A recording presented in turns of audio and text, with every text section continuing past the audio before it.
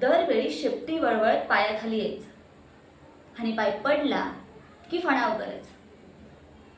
ही सवय जाणार नाहीये का ग तुझी? माझ्या आईने नाही, तुझ्या नवऱ्याने माझ्या आईला सोडलं. आणि का सोडले ना ते विचार त्यालाच.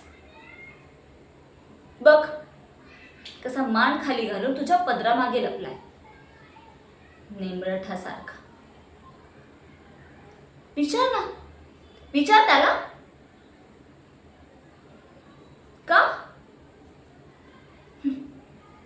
मान वर करून बोलायची हिंमत होत नाहीये का?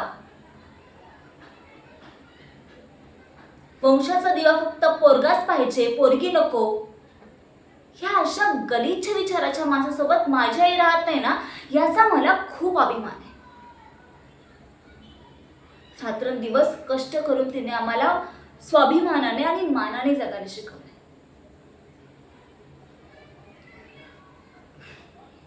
मी पण कोणाला सांगते,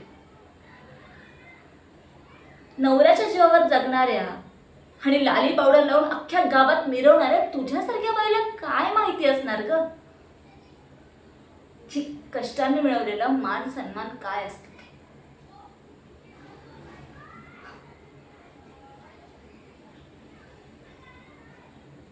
तुला शेवटचं सांगते, माझ्या आईच्या नादाला लागायचं नाही. ती तुझ्या वाटेला लागत नाहीये ना, मग तू तिच्या वाटेला यायचं नाही. कळलं? आणि जर इथून पुढे तू तिच्या नादीला लागलीस तर त्या कृष्णाबाईच्या पोरी तुझं खेळखंडोबा करायला पण मागे पुढे बघणार नाहीत.